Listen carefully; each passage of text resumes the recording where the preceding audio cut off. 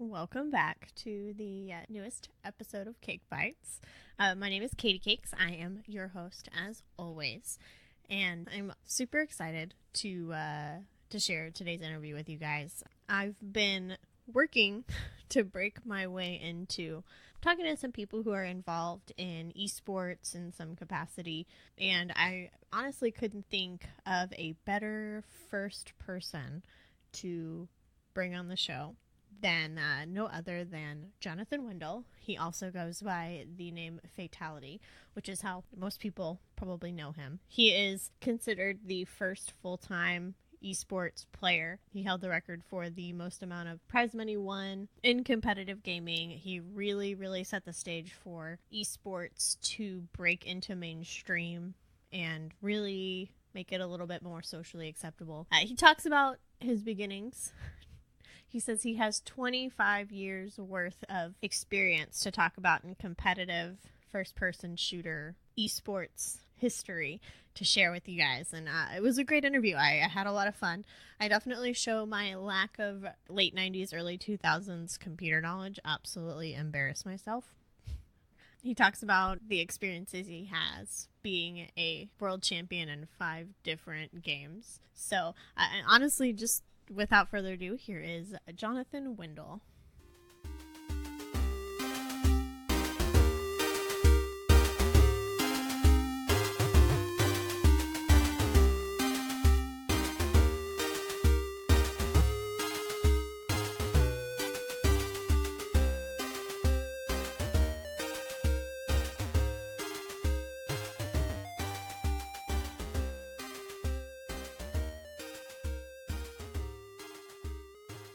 I mean, to give you some perspective, I am 26. So for you to tell me, you've got 25 years to talk about in terms of esports is really exciting for me.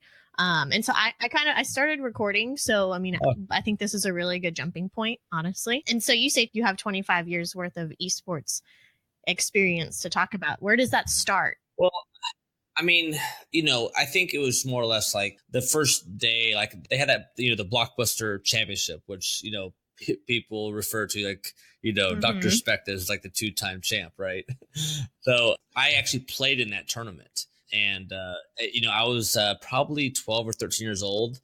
And I just loved competing in sports, but like, video games was like the other thing I really enjoyed doing with my friends and competing against them, like an NBA Jam or Mortal Kombat.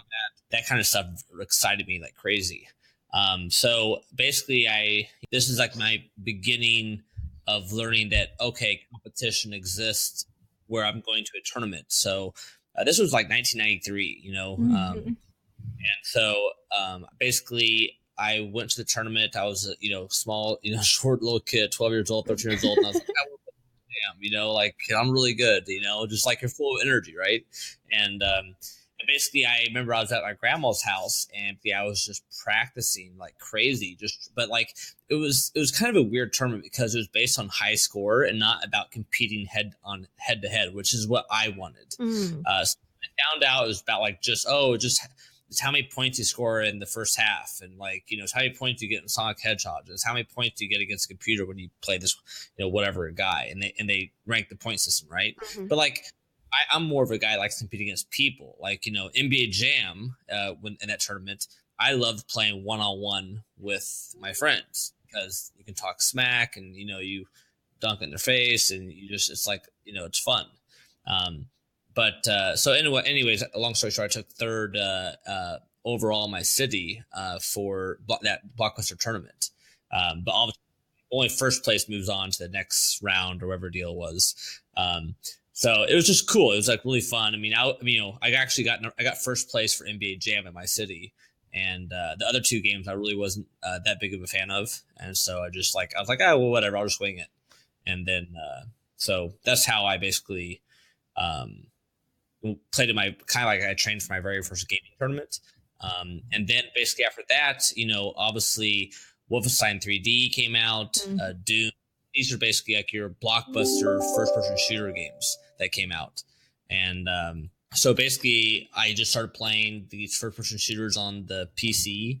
And this was like 1994, 95, I think. 93, I think is when Wolfenstein 3D came out. And then my friends next door had a LAN network set up. So they actually had 2 computers connected to each other. Okay. Mm-hmm. And back then that was like a really big deal. And it was very rare for people to even have 1 computer in their house, but imagine having 2 in your house and connected on a network. So it's very rare. And I remember we used to throw network cable across the lawn to our friend's house and so forth, so we all can be networked. And so it was a wild, wild west, of like, playing games like on LAN. And then after that, the internet came out. The internet started getting very popular. And then you can start playing games like Quake on the internet. And it felt like we were part of this like really secret club. Basically, it was like, only the people that are super into computers know about this stuff. I mean, computers was still considered very geeky, very nerdy, and I just loved it. I mean, the same rush I get when I play sports, I got the same rush when I played the game against my friends. And it was just so similar. And like, I remember my best friend and I in high school, we used to have 2 phone lines. So I'd have one of my phone lines call his modem, and we connect to each other through the modem. And then we'd have our other line where we're actually on the phone talking, like having like our phone like up to our ear, like, and just talking crap and talking smack the whole time. So this was like before we had headphones and Discord and everything else, but the energy of talking smack to your friends was still fun, and basically they started having tournaments for these games in 1996, I think it was, for Quake 1. I played in basically like every tournament I could find in the Midwest, and I won every tournament I ever entered. Wow. During that period of time. And in 1997 or so, I think they gave away the Ferrari at E3, which Dennis Fong won. So that was like the moment, like, whoa, dude, somebody won a Ferrari playing Quake. That is unbelievable. And I was like, man, I wish I could have went to that tournament. It's really hard for, there's no way my parents would fly me to LA to get a hotel and play in a tournament. And it was just very limited to get there. And how old were you at that time? I think I was 16 years old. I was probably 16 years old when that happened, when that tournament. Wow. Or 17. And then, and basically I heard about these guys traveling around the world playing video games. Like they get invited by these companies who sell mice and, headphones or whatever deal is. And I was like, man, this is so fascinating. This is like the coolest thing ever. This is like, people competing and like, they're winning like small prizes, like, and sometimes there's no prize. It's just like bragging rights, or like you got invited to the parties, you can drink and hang out with all the developers or, whatever. Right. And, and like, I remember I won all the tournaments I won like a free year of internet and then I won like a modem and I won a cell phone plan that didn't even work in my city. It's like, this is so pointless, what I'm winning, but like the biggest thing I actually enjoyed out of all of my prizes when I was just like growing in the scene and playing and having fun was actually a piece of paper that said I was a champion. And I used to put that in my algebra binder, like in my notebook. And every time I open up my algebra binder, there's only 6 guys in my whole high school that played Quake, and one of them sat right behind me in math and algebra class. And I'd always open it up and look back, and I was like, "Yeah, champion." so trolling was like a thing way back when, but it was just a different form, but we laughed and smiled a lot. I'm telling you, before 2000. I was just having so much fun in my life. And I just felt like I was a part of like this secret club of people that played online, and it was such a niche market. It didn't really blow up until really Xbox came along and started offering like online play for console gamers, which most people always had a console. They bought a console. It was more affordable than a PC, even though the PC is a superior product in the sense of like, mouse and keyboard and like, there's graphics. There's a lot of things that PC can do that console can't. But I still like console gaming for certain things. But it just, no one had a PC back then. Everyone had like 007, like, and I was like, dude, like, why would you do that? You can use a mouse. It's so much better. I mean, and that makes sense. That kind of ease of access is really what was the main limiting factor at that time. Definitely, like, pre 2000, it was, no one had computers. People were still learning about, the internet. The internet's only been out for like, what, 6-7 years at that point, where people actually were like, on it, wherever. But it was still like a fascinating thing, and I think, during that rise, obviously these big companies were like, hey, we're going to sponsor these tournaments. We're going to put up some money and, let these gamers compete for it. And then basically, one of my friends called me up and told me how good I was. And I was like, dude, like, I was like, dude, I win tournaments here locally. I mean, I've never lost a tournament, but I don't know how good I am. Like, I just play for fun, like I'm going to go to college, like, this is like whatever. And I just love the competition. And then he was like, dude, like, you're like really good. Like, I went to London and played, and I beat all the guys there, and you just beat me 8 games straight. I'm like, what? And it was like, dude, if you go to the tournament, I guarantee you'll just smash everyone. Like you're leaving with money. And I'm like, no way. And then so basically I saved up $500. I worked at a golf course, and I worked at an ISP when I was I guess I was 18.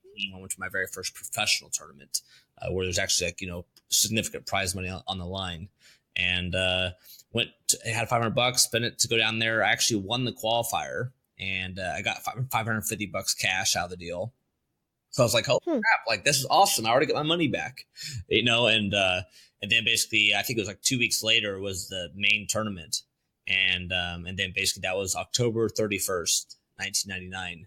And then that's when I played my very first pro tournament. And that tournament I took home $4,000 for my very first professional tournament. And I was so excited about winning $4,000. That's a lot of money, especially at 18. Yeah, dude, it was so much, because I mean, like, it'd take me a whole summer to make that. It'd take me at least a whole summer to make that.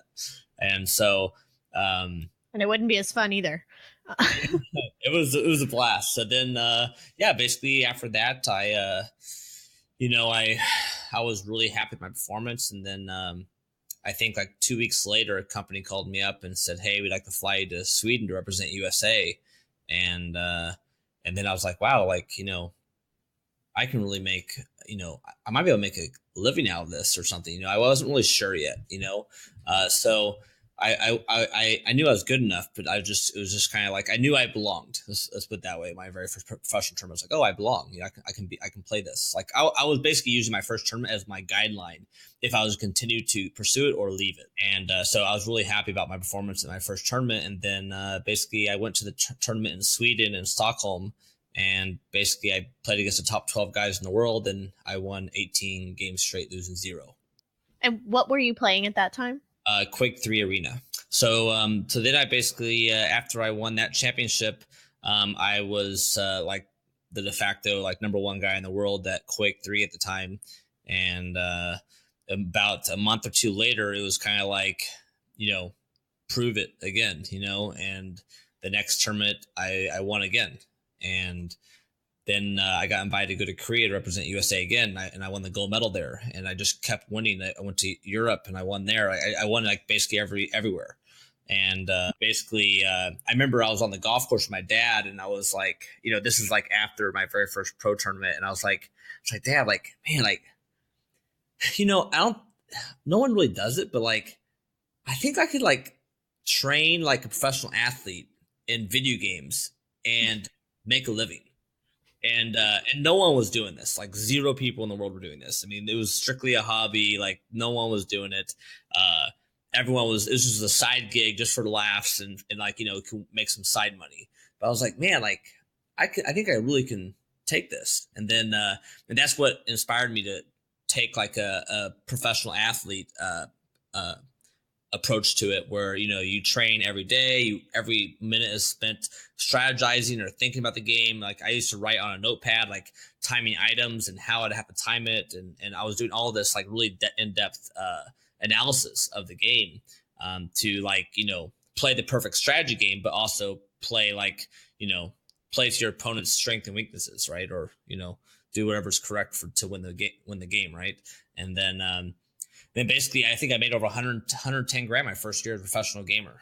And I was like, yep, I can do it. So that's kind of what titled me as the first full-time professional gamer. What was your family's reaction after seeing kind of the total, like $110,000 is a lot of money to make, especially as an 18-year-old, doing something as non-traditional as playing games. I mean, what was your family's reaction after just 1 year of that? Well, I actually, there's my mom actually, before I went and played my very first professional tournament, I got grounded for 3 from the computer. And so, but I was really drawn to going to compete. And there's a longer story here, I guess. Like, when I was a teenager, I was supposed to go to Las Vegas to represent like kind of a junior nationalist, like billiards player, like pool. And so I was supposed to play pool when I was 13 years old. But my parents went through a divorce, and I qualified to basically go to Las Vegas to compete against the best, pool players in the nation from Missouri. And basically, the carpet got pulled out from underneath me, and I wasn't allowed to go. And that was mostly my mom's side choosing that. And so basically, my parents got divorced, right? So then, I had a lot of angst built up for like 5 years. And then obviously there's this one, I'm going to a tournament again. I'm going to travel and play against the best players in the world. Like, that was like, I was like, that's all I want to do. I just want to play against the best. And I want to see how I stack up. And if I'm not good enough, I'm not good enough, but I need to find out. I have to find out. And that's why I kind of like inspire other people is like, at least find out how good you are. At least try and like go for it. And hey, if it doesn't work out, at least you tried. Now you know. Like, whereas like if you didn't try your best and you didn't go through the process, you always have that in your back of your mind. Like, what if, like, I don't want to live like that. I want to do it. And then basically then I know. Mm-hmm. And so I like knowing rather than thinking about it.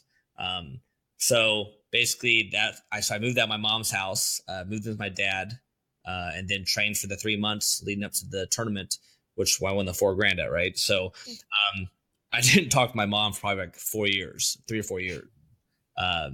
So it was just because it was a bitter time, and because I moved out and moved away from the home, like, and it was kind of like a bad breakup almost.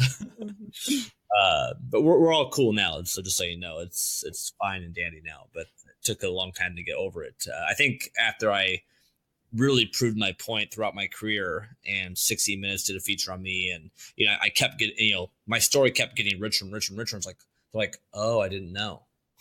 It's like, so my dad he loved my hustle. Even then my dad was still like, what are you doing down here playing 10 hours a day? And I was like, Dad, I made a handshake deal with him. I was like, Dad, if I don't win any significant money at this tournament, I'm done. I promise. I will go to full-time school. I'll get a degree. I'll be on my way. Don't worry. And so I made a handshake deal with my dad, and that's when I brought home the $4,000 check and slapped on the table. And I said, Dad, I think so. And basically from there on out, it was basically just proving my parents wrong. Really, my mom was not supportive of it at all. My dad was skeptical, but just amazed. And then obviously my dad became very proud as the years went on. And obviously even for my mom, she became very proud later on as well. But it took time. It took a lot of I had to prove a lot of people wrong along the way. Esports wasn't a profession. It wasn't, I was the only guy doing it. I was the only guy making money because I was winning so many tournaments, and I was, I was getting sponsored. I was starting my own company, and just winning tournaments, so I was in a very unique position. So you mentioned that 60 Minutes did a spot on you, which I think must have been an amazing experience. But my favorite part is at the beginning. He's like it looks like you're in a basement. Were you like in a basement area at the beginning of the 60 Minutes clip? That was actually, that was my room. It looked like a man cave. So because there was like other people in their their battle stations and stuff were sitting out too. Yeah, I basically decked out my whole room as a LAN center. And so it's like he just like walks up while you're playing. And you had like two other people in there playing with you. One guy like zonked out on your bed because he was like taking a break. Like it was just hilarious because I feel like you see things not so different from that now, like with gaming houses for like, you know, like professional teams in esports. Yeah. But MTV also did a true life on you. Like that's how unique your situation was. Is MTV spotlighted you, right? Yeah, they did a whole feature on as me as like one of the pillars as like a player who's making it. And one of the things that I read on that was because they were following that 2005 Painkiller World competition, which is a crazy story in itself, which I do want you to talk about. But it looks like MTV Overdrive, which I'm assuming maybe that was like another channel of MTV, or online live streaming platform or something like that. It was definitely way ahead of its time. Yeah, and I was gonna say I didn't realize that game was the first esport to be like broadcast worldwide online in 2005. That right? Yeah, 2005. Yeah, 2005. We had over 90 countries tuned in 2005 for the grand finals, and I think it was like in November, like end of November of 2005, and then. There's a total huge rivalry there, but yeah, basically I won the world championship there, and we basically took like some massive amount of bandwidth from MTV. It was like the craziest I ever seen it. It was like in the VMAs, like the Video Music Awards. You know, it was massive.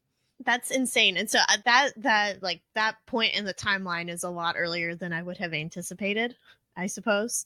I didn't really realize that they really had the capabilities to stream worldwide online that early, but you know, what do I know? I think they were trying to like do like live like events, like concerts online and so forth. You know, the video game kind of thing fit right in there. And you know, it was kind of like what we were all looking for. I mean, you know, now today we're lucky to have Twitch, you know, to be able to stream all the content, whatnot, and everyone's getting into streaming more and more every second right now. So it's just, you know, it was the beginning, you know, I mean, the beginning was, you know, 1999 when I went pro, and basically, you know, that was like the kind of the beginning of like, hey, I can make a full-time living doing this, and kind of like putting my flag in the ground saying like, I'm going for it. And then basically everyone's saying you're crazy, you're never going to make it. I remember going to Germany and people like kind of like, oh, you're such a violent person, you kill people in a video game. Like, it's like I'm actually having a great time, and I'm actually a really nice guy. Like, you know. And so it was just like I had to defend what I was doing for everyone. Really, I was kind of like the global spokesperson for esports. You know, obviously since I was kind of like leading the charge, but at the same time, like I was put in situations where I had to like defend what we were doing. Definitely. And so, how many different games did you actually compete or earn titles playing? I guess those are probably two different numbers, but yeah. So I became a world champion at 5 different games. Wow. And it was basically, they're all first-person shooters. That's my specialty. And I love playing other games too, but yeah, shooters is like my specialty, and mostly 1v1. My 11 of my championships are one-on-one, and I have one team deathmatch world championship, so with a team. And our team was Clan Capital for Quake 3. So it was a lot of fun, but you know, 1v1 was like where I was at, just because I you know, basically if I win, I know I won. If I lost, I know I lost. And I love that pressure on myself. The more pressure, the better. And what was your favorite game, do you think, that you, or maybe, and that's probably a hard question, but like out of all the games you competed playing with? Well, you know, at first it definitely was Quake 3 Arena. Like that was probably my favorite game. You know, obviously competing in it and turning the possibility of making a living playing video games, you know, basically almost creating esports to some degree. You know, that was the launch, you know, and I loved Quake 3 at its first, year and a half of playing it. As the game got longer in the tooth, they changed a lot of the things in the game that made it very more friendly for noobs, which wasn't a big fan of. I like games where it takes pure skill to win, and there's nothing to like, there's not algorithms to help out the poor guy that's getting beat down. It's like, hey, you shouldn't have died the first time. That's your fault. It's on you. And so I love that kind of, go for the kill and don't ever let up. And then obviously Painkiller actually brought all of that back. They brought back the pure skill, the pure domination, no mercy. And the game would even laugh at you when you died. So it was really, Painkiller was like the one of the, that's what I want esports to be. It's like every month I was in a different country competing against the best players in the world for a championship. And then obviously we all qualified for the finals in New York City, which, was like $1 million on the line. And so that was an exhilarating rush. For me, I loved, fragging my opponents and killing them. And anyone that's ever played me in Painkiller, they know how ruthless I was. About, it didn't matter if I was up by 30 or 40 frags with, 20 seconds left. I'm still going to keep killing you. So I was very relentless, and I just wanted people to know, like, my goal is to make you retire. I don't uninstall immediately. Yeah. And that Painkiller matchup. So you started competing in Painkiller a little bit later than your rival in Painkiller that you eventually played against was like how long he had been in the community for, right? Yeah, so I came in the game a little late, not too late, but late enough that it made a difference. Like the very first time I played in was in France, and there are certain mechanics of the guns I still didn't know yet. And even 8 or 9 months later, there's still things I didn't know about the game yet, where I was like, no way. Like in Quake, when you shoot a rocket launcher at someone and it does splash damage, that's basically where the rocket does like this aura of damage, and like the farther you're away from the rocket, the less damage it does, right? Mm-hmm. Well, in Painkiller, it didn't matter. Like the minimum damage a rocket would do is 50. Doesn't matter if it's super far away or really close. Obviously, the closer it is, it might do up to 100. But the farthest one away does 50 damage. Whereas in Quake, it might only do 8 or 10 or 25 damage. It might do something really low. So for the longest time, I didn't know that I could have been aggressive there. I thought I had to land 2 more rockets, where I only had to land like 1 more rocket. And so these little details made a massive difference in my progression of learning the game. Because at the beginning, Vu was like the best player at Painkiller, but hands down. He was beating everyone. I remember playing him at the finals in 2004 in Painkiller, and I took second at that tournament. And I was like, man, it's just like I just don't got it yet, in the game. And then I found out other things about the game, like, there's a circle strafe jumping. This is a technique where you can run and jump really fast and get around the map really fast. Well, I'm not sure if you ever heard of like mouse acceleration on a mouse, or, hidden mouse accel and these kind of things. I've always used mouse accel. So when I move the mouse faster, it goes farther. When I move it slower, it goes slower. And so this feature of having this kind of thing on your mouse, when you move it faster, it goes farther, is actually a deterrent. It actually hurts you in movement in Painkiller. So actually I had to change my whole game to where I used no mouse accel and no acceleration period, like just straight up raw, like just like the, you move it 12 inches, it goes 12 inches. You move it 6, it goes 6, know. And I never played like that. I was always like a very like kind of whippy player. Like I would whip it around and have a really low sensitivity, whip it around, have really low sensitivity, and shoot. Well, I eventually figured this out, and then all of a sudden I was moving just as fast as everyone else. And then eventually I started beating people by a lot. And just because of this movement thing, the movement was so important in Painkiller. It was actually more important than like aiming to some degree. You just have to have a balance, but aiming is always important. Then I eventually turned a switch, and then I remember I went to CPL Summer to play against Vu, and Vu is my arch rival, and he always picked the map Sacred against me. So Sacred was his favorite map.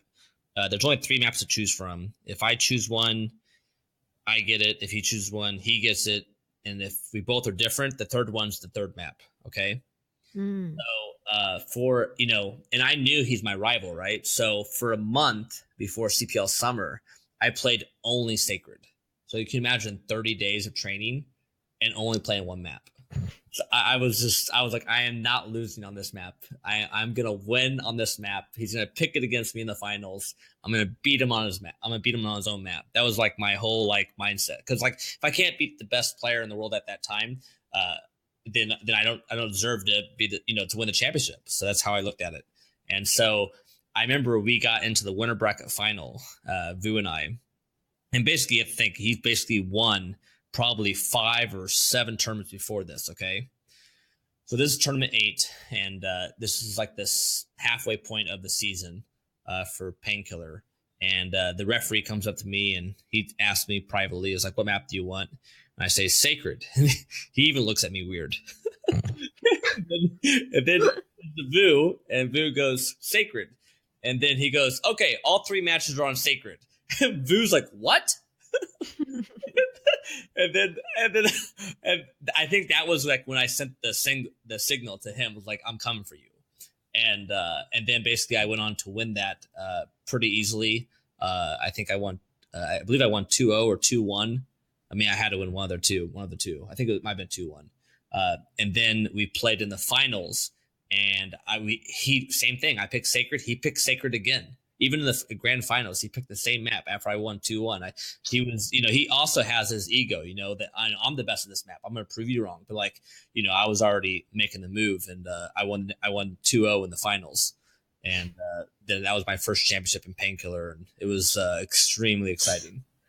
Wow. And so I feel like the mental game is so strong. Like, I feel like sometimes the mental game can carry you through a little bit.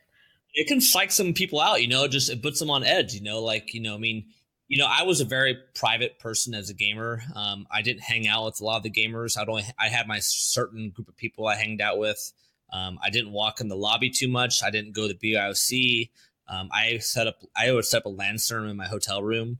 I was very, very private about everything. Like, people didn't know how I trained. People that did train with me were sworn to secrecy. If someone asked you how good Fatal1ty is at the game, or like what's his favorite map, they were supposed to say he's good at all of them, but like basically you don't let any information out. So, and basically this allowed, like, when the opponent comes up to play against me and we shake hands before the match, he already knows I'm coming. Like, everything built up for this moment is like the ultimate moment. I mean, this is the moment that he wants to shine. If he can take me down, he's instantly famous. So it's just, I had that kind of like aura around me where I'm playing these games, and like every time it was like, most guys couldn't handle it, and they just got so nervous. They'd play like 10 times worse than they would normally, because the pressure is just too much. And, so that was kind of basically, my story of my career is like, I had people walk with me all the time. Like, I was shaking the whole time. I was so cold. Like, you just got me, and I could never get it back, and just like, whatever, man. Like I've heard like 1,000 different reasons, but it's part of the whole game, like leading up to the match, and also I brought the game, like, I had the game to back it up, where in the sense, like, I was not a big shit talker. I was like, watch me play, and my play will do the speaking for me. Yeah. But I also use the aura of like not hanging out too much, not showing people like my soft side, like being like goofy or funny or joking around and stuff. But deep down, I was a super competitor, and I wanted to win. And they always knew that. You said earlier you also competed in sports, and you've always been a very like physically active as well, like in addition to having a rigorous training schedule for your games. Yeah. I played sports my whole life, and in sports you practice, you practice and practice and practice, and you're just trying to get better and better and better, and then eventually you want to win. And I've always been like that. I even think me playing billiards when I was younger, having that one-on-one aspect, that kind of pressure. I remember my very first tournament as an individual. Um, I cracked. I cracked hard. And I was like, dude, like, why did I get nervous? Why am I shaking? Like, what is going on here? Like, I would kill this guy every time. Like, but like, when you're like 12 or 13, like when you're 12 years old, basically, I think I was that age at that time. I mean, you just don't know. You never felt that before, like the pressure and the like shaking, like in like pool's like a very like precise sport. Like it takes a lot of precision, a lot of, geometry, and like, you have to have composure. And so, if you want to play and like play with the best. But like, so yeah, I remember I cracked. I just couldn't make a shot, missing dumb shots, and then got beat. And I was like, I remember I was so upset.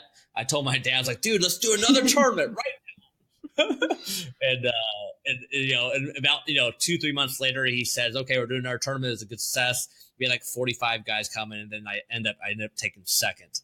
And it's so funny. I can remember it like it was yesterday. I remember exactly how I lost the last match. I think it was 6-6. I shot a ball I made the 9 ball into the side pocket, but I scratched when I made the 9 ball, which basically I lost the game. And basically the final game, like, because I've won 6, he's won 6. And it was funny. Like, I mean, playing all these matches against all these guys throughout my years, winning in Sweden. I remember what songs I listened to before I won before every match. I would play the song Blue. I would listen to that song all the time before my matches.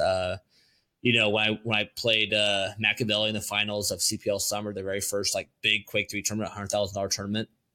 I remember pummeling him underneath the bridge on DM13, and the whole crowd just like roaring, like screaming, like applauding, screaming, like, can you believe he did that kind of thing.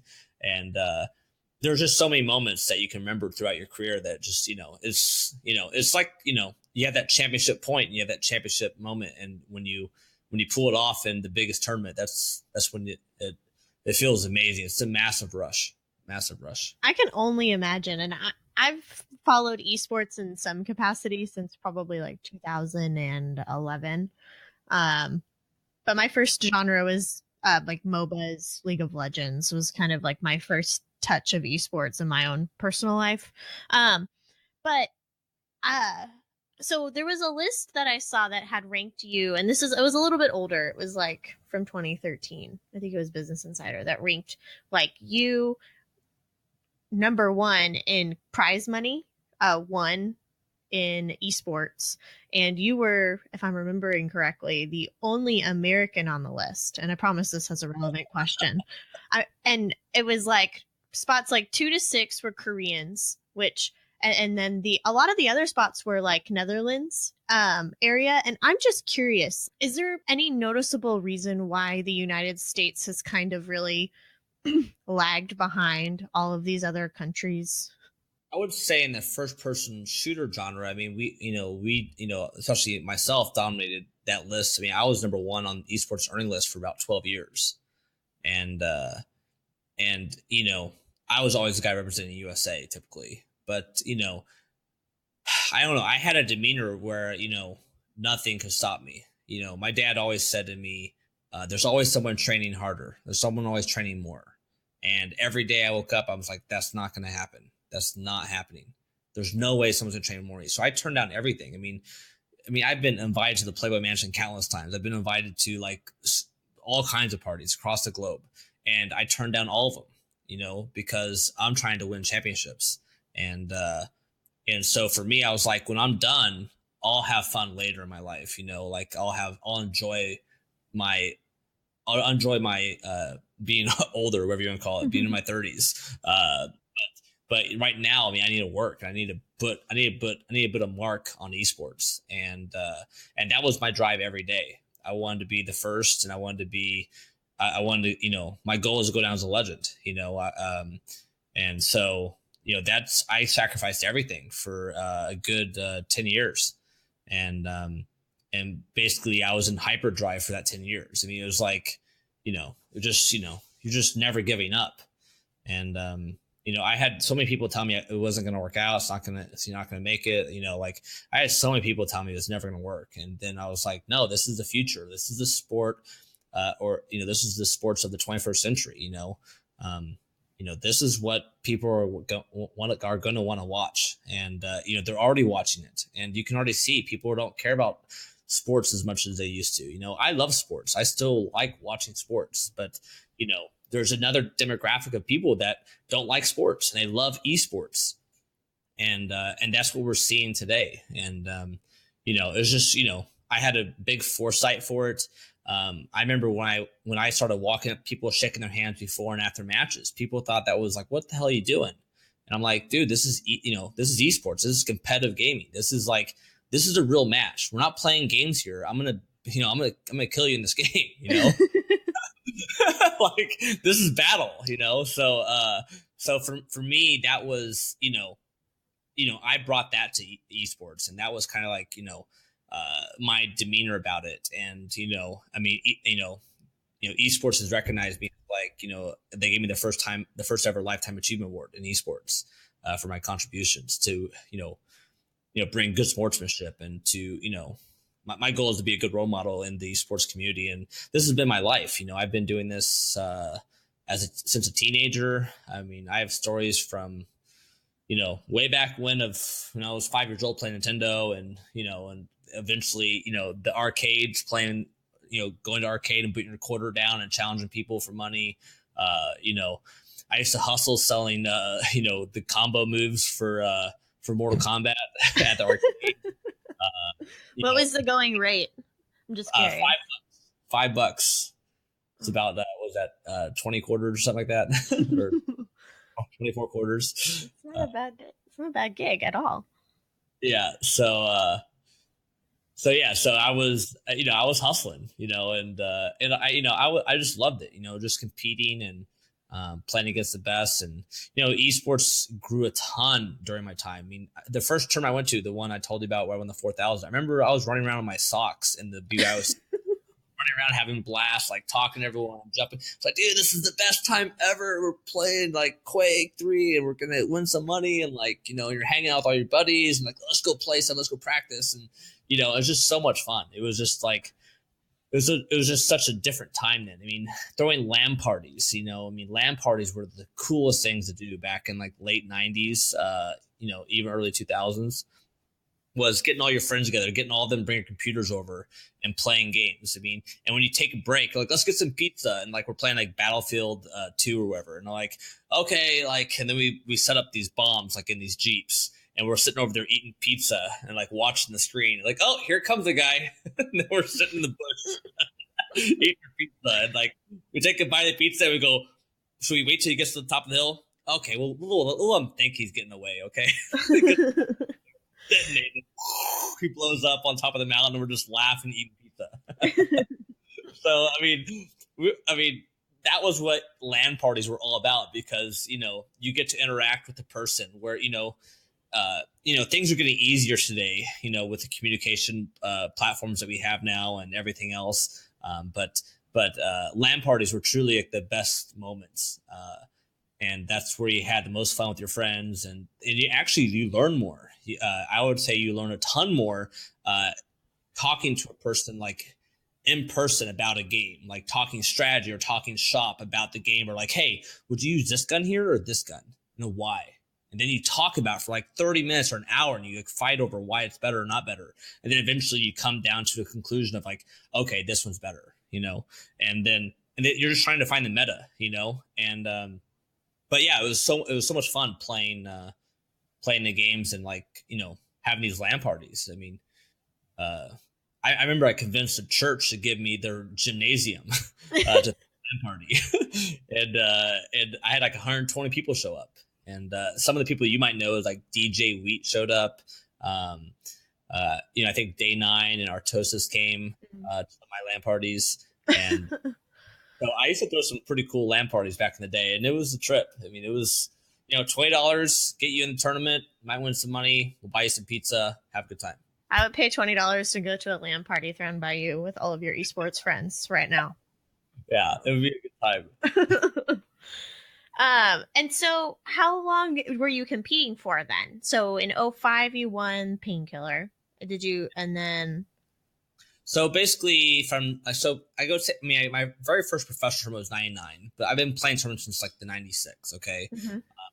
and then in 2006, I came back and played Quake 4 for about 6 months. Mm. I came in that game like 7 or 8 months late, but I was actually able to make it to the grand finals. But I ended up falling just a tad short at number 2 spot, and then basically after that, I went and did like an exhibition match with Sturmy because CGS invited me to, or DirecTV invited me to be their global spokesperson for Championship Gaming Series, which is kind of like, your ESL of today and so forth. And basically we brought gaming to television every day, probably more like E-League, like Turner Sports maybe. But we bring esports to television, and I was a commentator, more of like a color commentary person on the show. I talked about the players and what they're feeling and what it was like when I was in the situations, or what they're feeling and what the rivalry's like. And then I was a global spokesperson, so they like, Fatality's a part of this, and it's legit, So having my name attached to it brought authenticity. are you still playing at all? Competing at all, or? No, so basically, like after that, when I went to work for Championship Gaming Series, I basically announced my retirement. Okay. And that was 7. And then I came back and I did some like one-off events, basically where like, I went and set the Guinness World Record for most kills in an hour in Quake 4. It's like 680 or something. I don't know, I killed a bunch of guys. then and then basically in 2012, I did an exhibition match, or basically I think it was one of my old training partners. If he could beat me, I would. We were going to give him 10 grand, and then we played, and I beat him.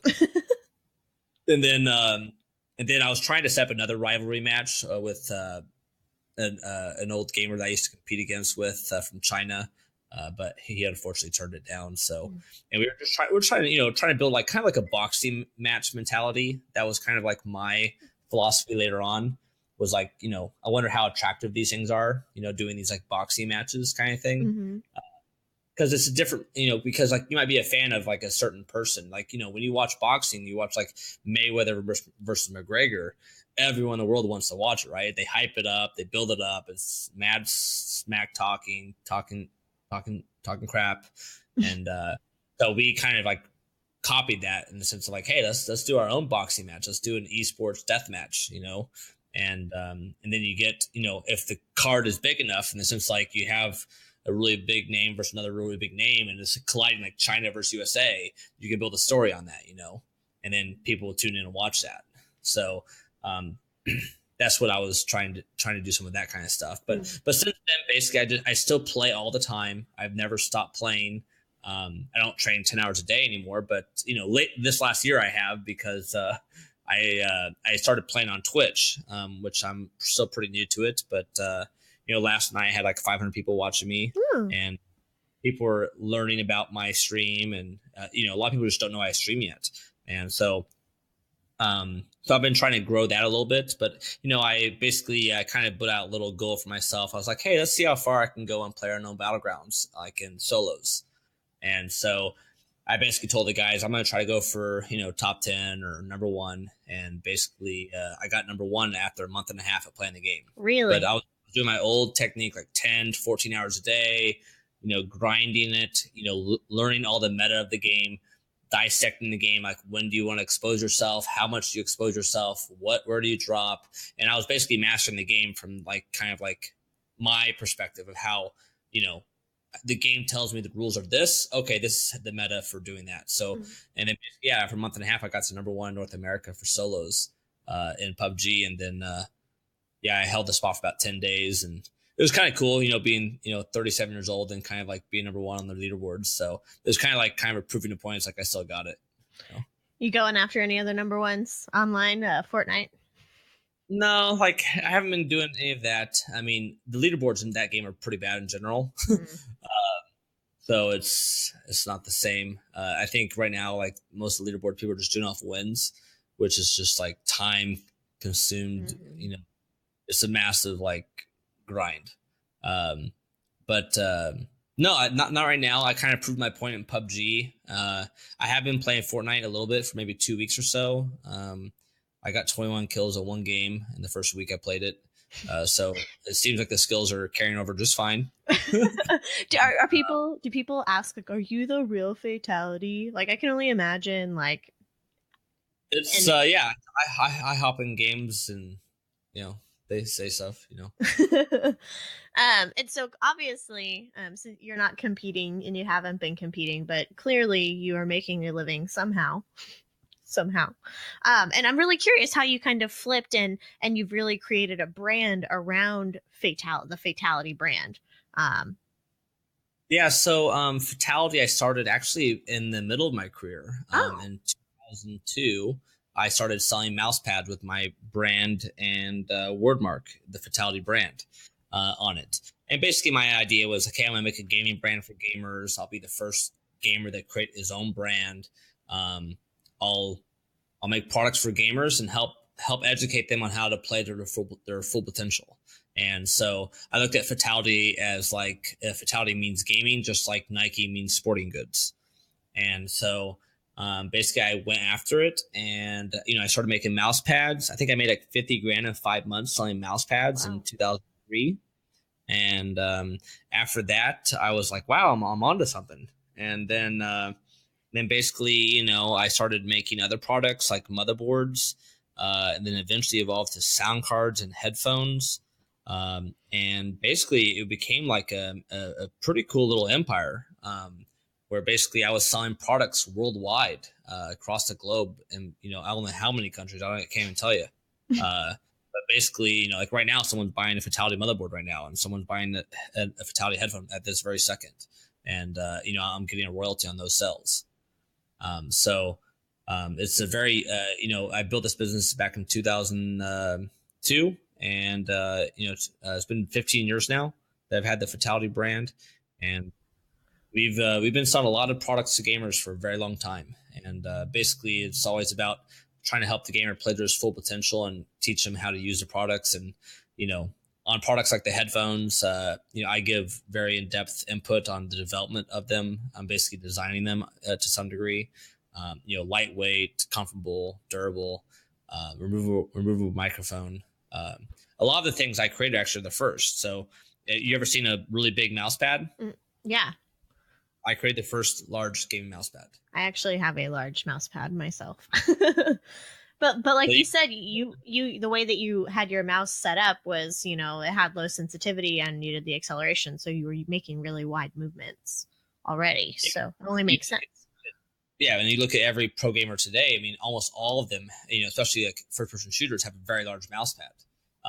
But so basically, I started making this mouse pad in 2002, 2003, and it didn't exist in the market. The equivalent was a printer pad. There was a printer pad, which I was a big fan of, and I used it all the time. And actually, you supposed to put a printer on this, not supposed to be a mouse pad.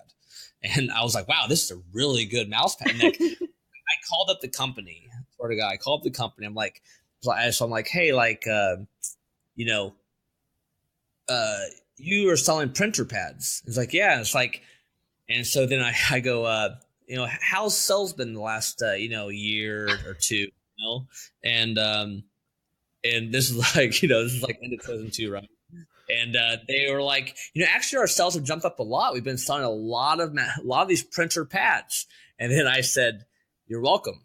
so it was like, he's like, what do you mean? It's like, well, so I started explaining what I do for a living, and I was the most interviewed gamer, like, out there. So I told everyone to go to CompUSA and buy this printer pad.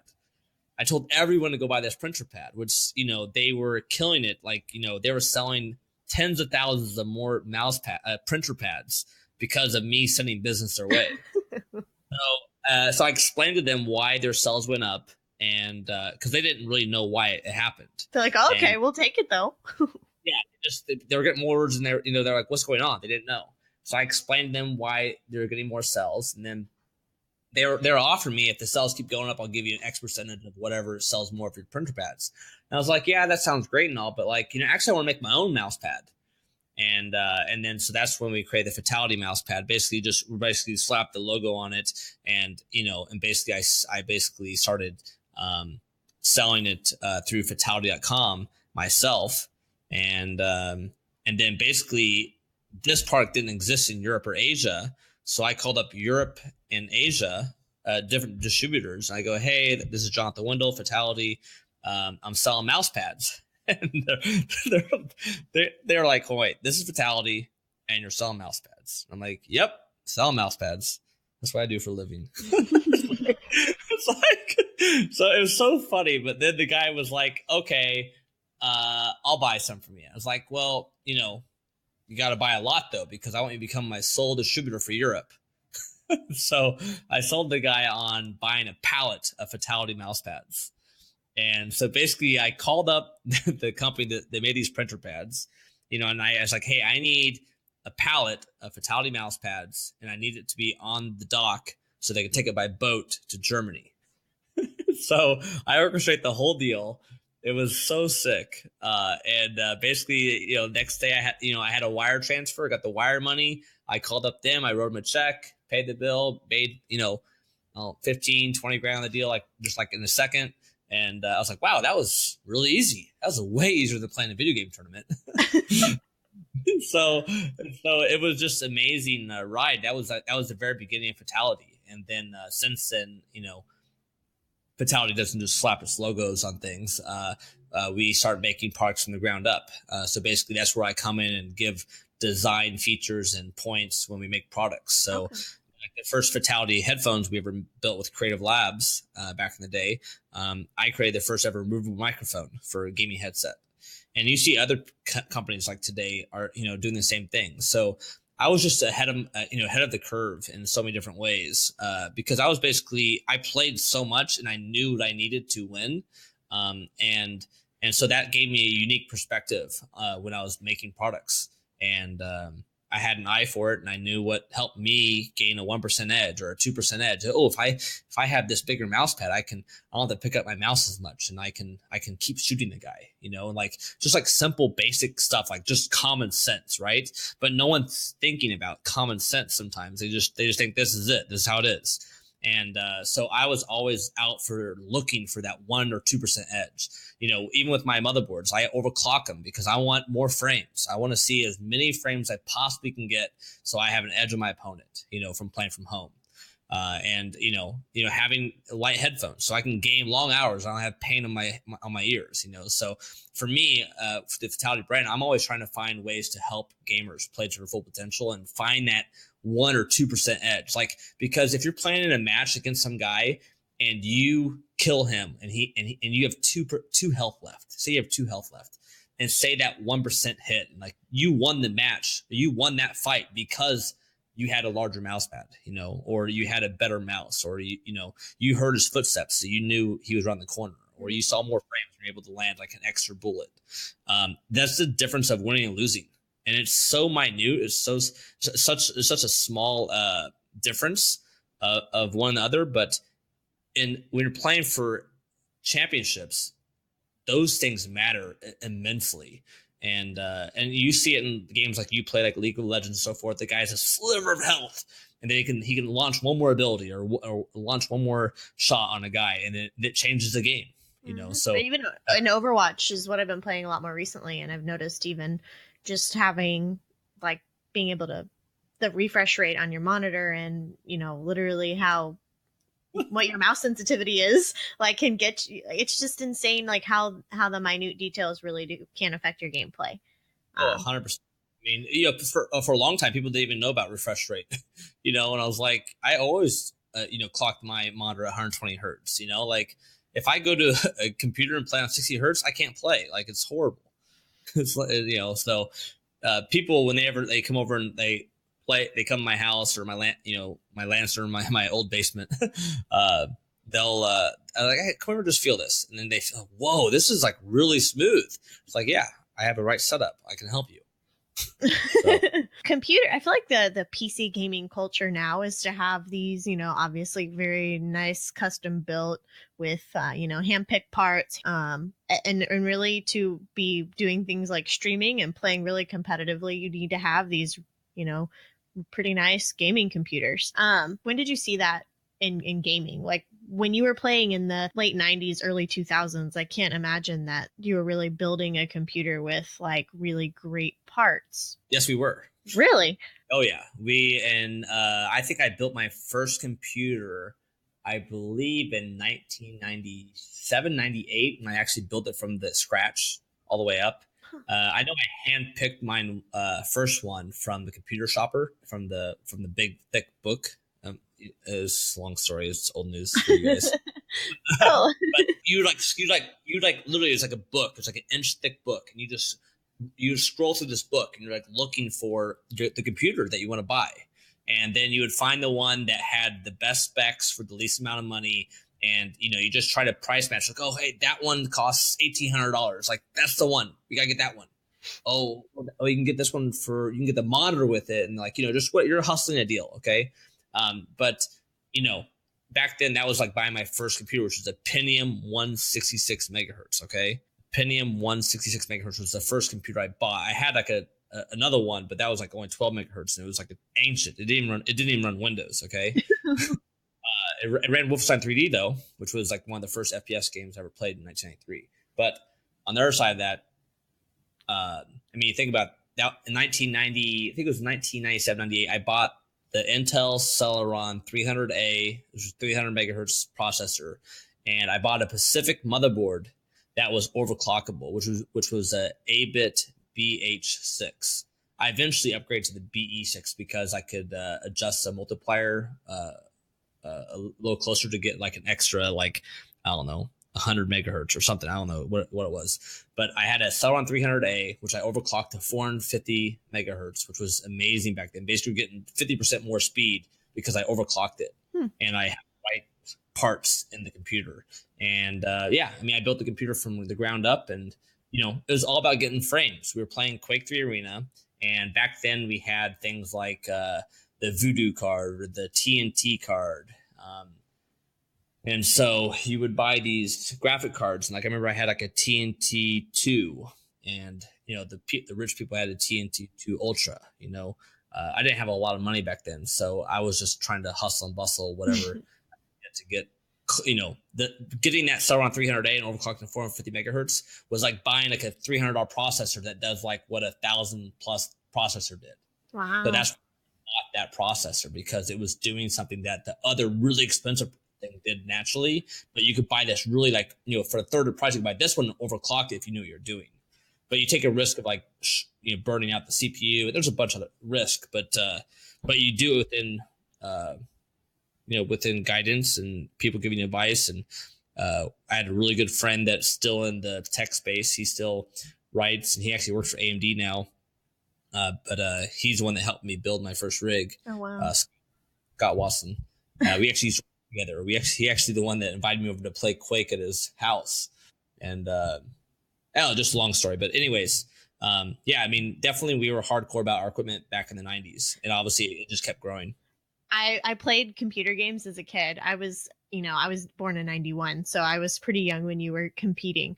To me, so for me, I guess it just didn't even register that people were, hand picking parts for computers, and my frame of reference was completely off for that.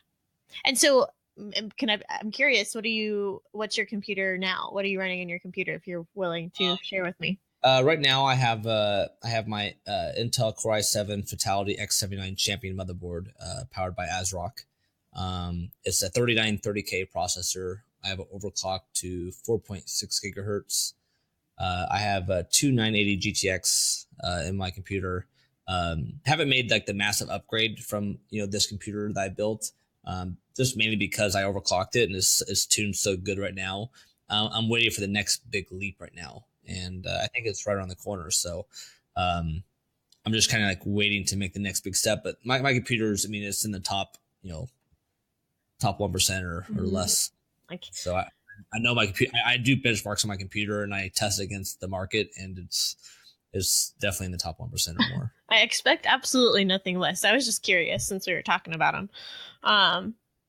Is there anything else that you want to talk about while I have you on the show today? Anything that you've got going on? Yeah, I mean, I guess, I guess that's kind of the story about the Fatal1ty brand, talked about that. I guess on the other side of it, you're asking me like, what am I working on currently right now and so forth. Oh, I did. I was going to bring up. So I saw that you had put on a Rocket League tournament in 2016 where you gave out a BMW as a prize. And when you were telling me the story about the way earlier about the competition that they gave out the Ferrari, was that kind of what your inspiration was there? Yeah, I mean, well, the thing is, like, I've been very fortunate to, live this amazing life as an, as a first full time, esports player, and make this crazy living by playing video games. I mean, even today it's still crazy, but it's awesome. And so for me, I've always tried to find ways to give back to the community, and do cool things in esports. And that's kind of what Fatal1ty brand is all about. It's a brand that's built from a gamer that has lived in the battlefield. I mean, I'm not some suit that is trying to make money off gamers. I actually put my time and effort into get esports where it is today. And the Fatal1ty brand represents, like, all of that hard work and effort. And that's kind of, why, when I sold my first mouse pads, I made 50 grand in 5 months. I turned around and I spent probably, 3 grand flying a Counter-Strike team to Las Vegas. And then I sponsored a Call of Duty team, United 5 back in the day. I eventually then sponsored World Series of video games, and eventually Championship Gaming Series. And, we did a tournament for League of Legends in 2012 with Newegg, where we gave away, I think, around 10 or 20 grand.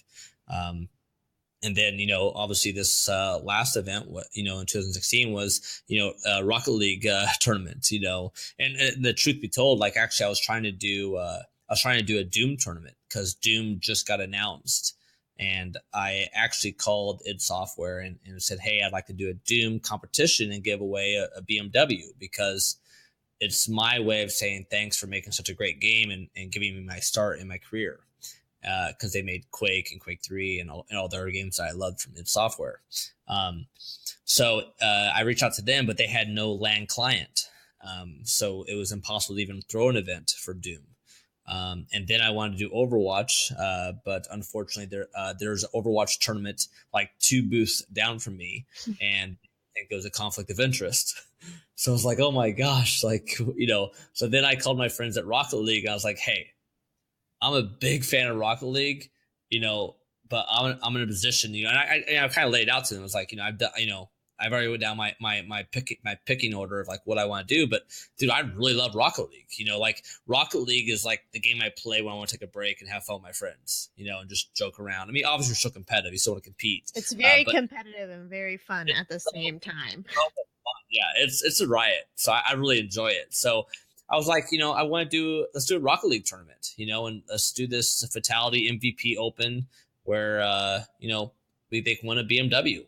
And, it was a red BMW, and it was kind of, it wasn't a Ferrari, but, it was brand new. It wasn't used. So, yeah, so then it was just kind of like my heart just wanted to, it's always just trying to give back to the community that I've been a part of and helped grown and get to where it is today. And, I don't have any intentions of ever leaving esports. So my intention is to be here for my whole life. So and support it. That's amazing. And I mean, I feel like that's the natural progression as well. I'm sure it must be incredibly fulfilling to see the immense popularity of esports as it's over the years and kind of the really bright future for it,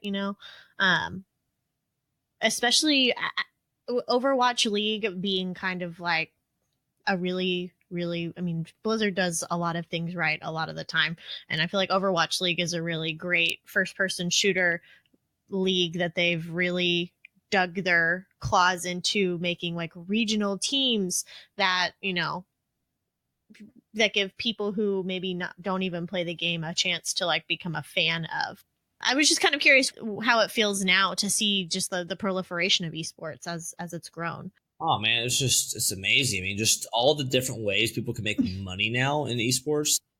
It's crazy. I mean, when I was doing it, I was the only guy. I mean, I was really like pretty much the only guy making money, and it was kind of like everyone else was like it was a hobby. They still were going to school. They were still working. They were still doing whatever they had to do to make ends meet. They had to go back to college. Had to go back to work. Had a family, or whatever it was. There's so many things pulling people away because in esports, once you get like 22 to 24 years old, you're like, man, like I either got to grow up or get out.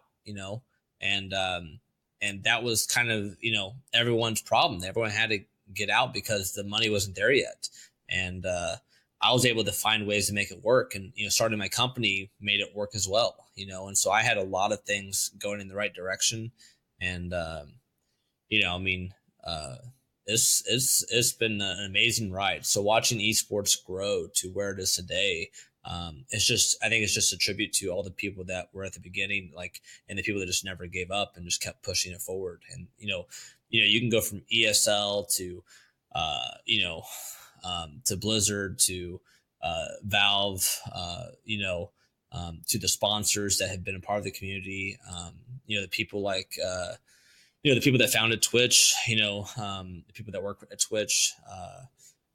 There's so many people that have helped esports get to where it is today, but there are some people that have been there the whole time, and it's always see like the OGs, kind of like holding the flag strong, and always pushing in the right direction. So that's kind of like where I feel like I fall in, where just it's just I'm probably the most interviewed gamer in the world. So, I've been to every continent besides Antarctica, and I've basically done all the biggest media you can possibly do, talking about, esports, and, it's been a lot of fun, and, just try to shed a good light on it and explain to people how much fun it is and how much fun we're having, and then take it from there. Yeah. So, one of the funny things, you're talking about how the top 10 was like only right, one American. Exactly. I was just curious. Like, it's insane to me. Because and people are like, the number one game in the world is American. He's white. I'm telling you, it was like Koreans all the way up to you. So. Yeah. So it was so funny. So I'm not sure if you know DJ Wheat, Marcus Graham. He works at Twitch. But he's been in the esports scene forever. I mean, I went to one of his LAN parties when I was 15, but he interviewed me when the Korean passed me on the all-time earning list. I think it was in 2012, 2013. And he called me up and interviewed me, and he goes, and we had a long talk, and he goes, Fatal1ty, so what do you think about Daejong passing you on the all-time earning list for an esport? And then I said, took him long enough.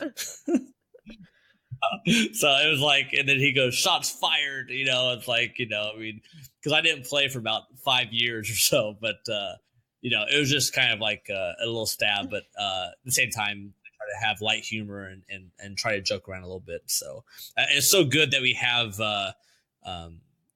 voice now, where, because like I used to do interviews where you just have to write it, and so sometimes writing, like, the jokes don't come across right, but I do beat it in the funniest way. No, absolutely.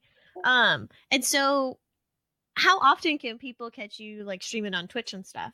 I right now I've been streaming like really kind of late at nights, Pacific Standard Time. It seems like that's kind of like when I get kind of like all the late hardcore gamers and people waking up in Europe.